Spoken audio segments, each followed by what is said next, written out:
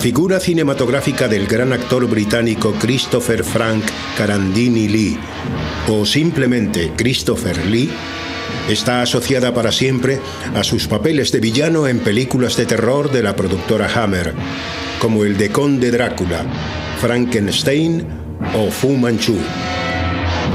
También fue el Conde Dooku en la saga de la Guerra de las Galaxias o Saruman el Blanco de El Señor de los Anillos.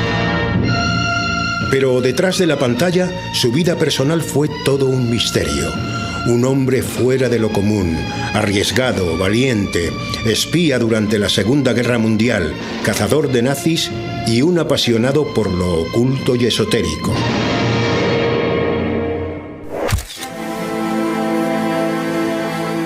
Christopher Lee pues nace en 1922 en una familia pues bastante, vamos a decir, de alta alcurnia, porque su madre es condesa, su padre es un militar muy reputado que llega a luchar en la batalla de Boer, y entonces por esos motivos va a tener una educación exquisita. Incluso lo envían con 4 años a Suiza para que se eduque allí en una escuela así especializada para niños pues, ricos, vamos a decir. Y a su vuelta muy pronto a Londres viven en el barrio de Belgravia, que es uno de los barrios más importantes en esos momentos.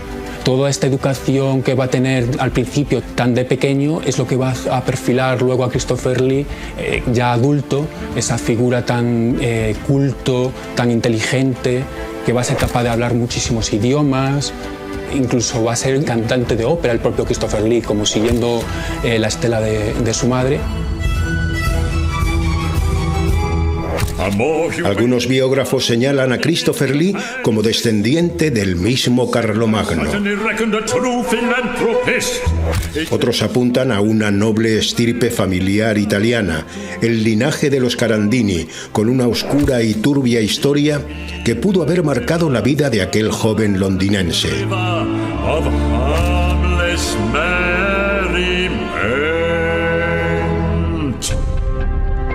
Esos ancestros y su conducta muy de la Italia del 400 y 500, manchada de sangre, vamos a decirlo, le influye, porque él se obsesiona y dice, es posible que yo también tenga genéticamente esa herencia. Pero a Christopher Lee se le considera una grandísima autoridad sobre ejecuciones sumarísimas de la historia, sobre todo la famosa Torre de Londres que tanto obsesionó a cineastas y a actores de la época dorada del terror.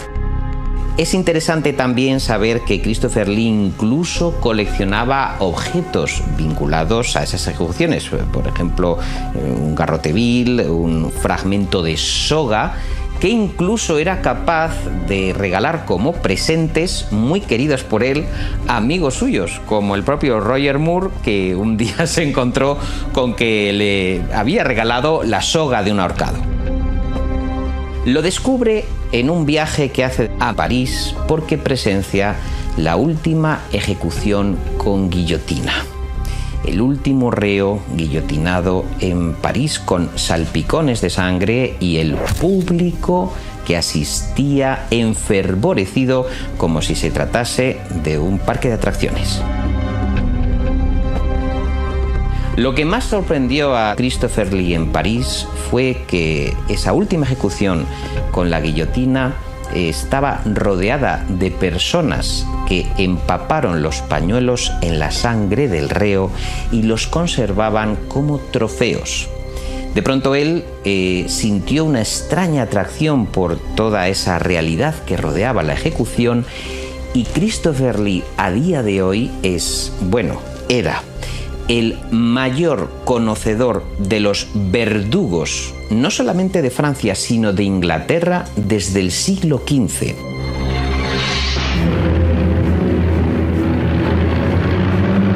Otra faceta poco conocida del célebre actor es la de voluntario para la Real Fuerza Aérea Británica durante la Segunda Guerra Mundial. Además de combatiente que puso en peligro su vida en misiones arriesgadas, también trabajó como oficial de enlace de operaciones especiales del Servicio de Inteligencia de Su Majestad en el Escuadrón 260. y se convirtió en un cazador de nazis. Él empieza a trabajar en la sección de inteligencia y de espionaje, que es una anécdota muy famosa en la vida de Christopher Lee, que él está muy orgulloso de ella, porque al fin y al cabo también tiene ese ligazón con Ian Fleming y con James Bond. Él va a trabajar como espía, muchas veces como administrativo, las cosas como son, alrededor de todo el mundo, desde en países como en Túnez, como en Asia. Él participa en una operación muy especial en Túnez, donde es herido por un comando nazi. En un vuelo rasante a nuestro amigo Christopher Lee, la metralla le alcanza el cuerpo, tiene que estar ingresado en un hospital un tiempo, pero él, a pesar de todo, y además este es un dato muy interesante, conocedor de todo el servicio de operaciones secretas de las Royal Air Force, empieza a almacenar información y a diseñar mejor los planes de actuación para, en un momento dado, ir a objetivos concretos, a liquidar a individuos concretos, operaciones especiales encaminadas a, quitar de en medio a un mandatario del Tercer Reich, por ejemplo, ¿no?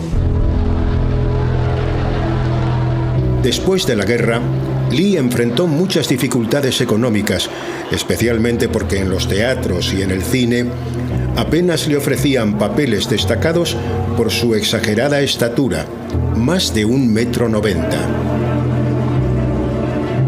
Pese a esto, se fue abriendo espacio en películas de terror, donde además de su talento, aportó muchos conocimientos a los directores y guionistas. Christopher Lee era bastante aficionado al ocultismo. De hecho, estudió la figura de Aleister Crowley, al que llamaban la bestia 666. Y luego parece ser que decía tener como unos 12.000 libros del género.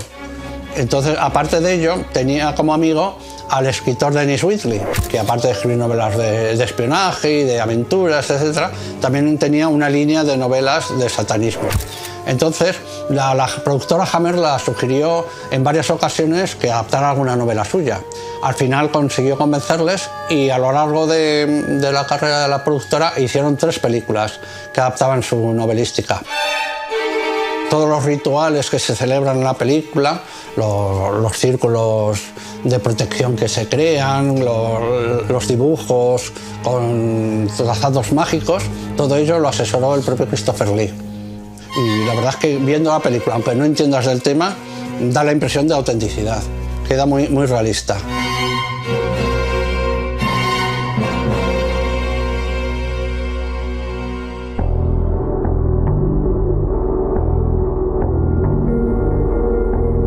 Una de las películas más famosas en la filmografía de Christopher Lee se llama The Wicker Man, El hombre de mimbre. Es uno de los grandes clásicos de los años 70, donde se hace otro tipo de terror ya no tan gótico y clásico como era ese terror de películas de vampiros de la década pasada, pero sobre todo porque está relacionado con esa especie de cultos paganos, de cultos celtas.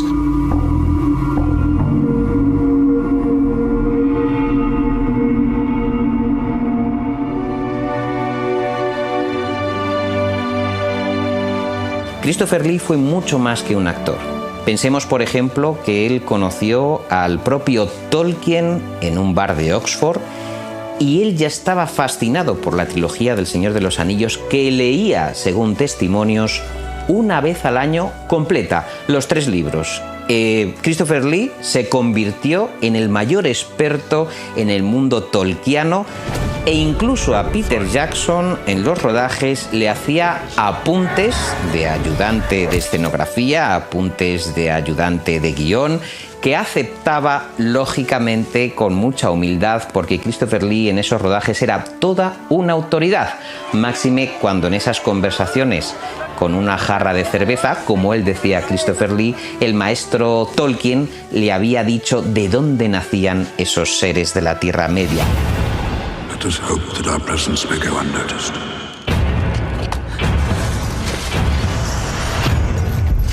They are coming. We must turn back! You shall not pass!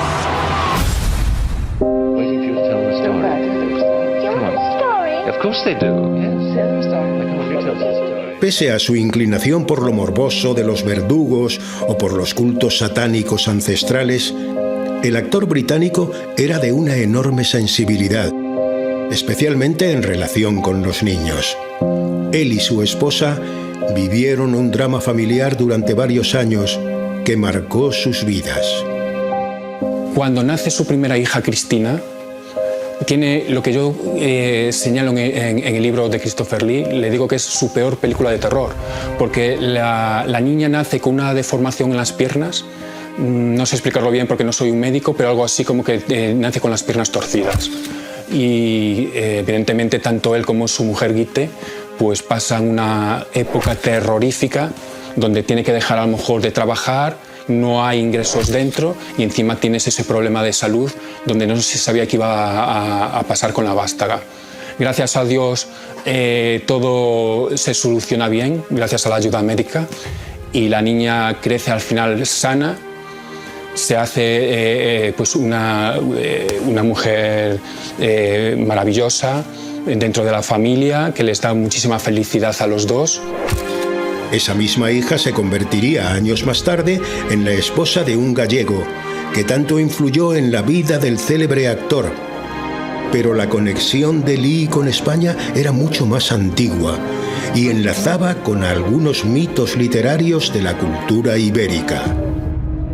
Y como sabemos, Christopher Lee veraneaba aquí, hablaba perfectamente español y estaba enamorado de este país. Al punto, y esto es un dato que muy poca gente conoce, que el sueño de toda su vida, ya que había sido un hombre muy culto, muy leído, era haber interpretado a Don Quijote de la Mancha.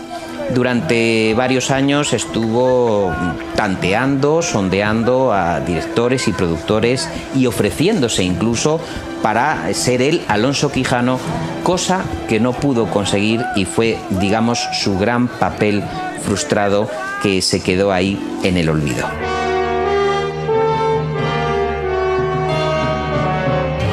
Christopher Lee, en su relación con España, también hizo una película, Pánico en el Transiberiano, que era una coproducción entre España y el Reino Unido.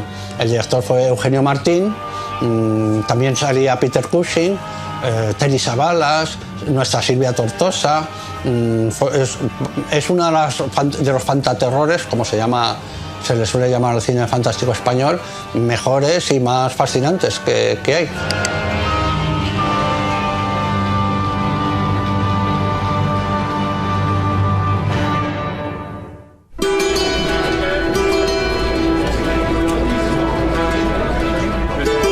Christopher Lee muere con 93 años en el 2015, sorprendiéndonos a todos porque aunque tuviera 93 años y aunque se notara que tiene sus achaques, se le notaba aún como un hombre como fuerte, aún con esa personalidad arrolladora, ¿no?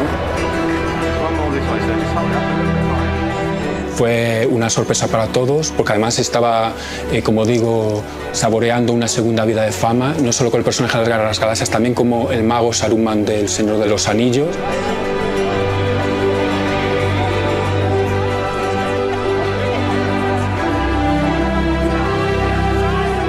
Sir Christopher Lee falleció en Londres el 7 de junio de 2015, tras 60 años de carrera cinematográfica. Su huella en la gran pantalla será eterna, con más de 200 películas, donde dio vida a muchos oscuros y terroríficos personajes. Una leyenda del cine que protagonizó una extraordinaria vida marcada por el ocultismo y el misterio.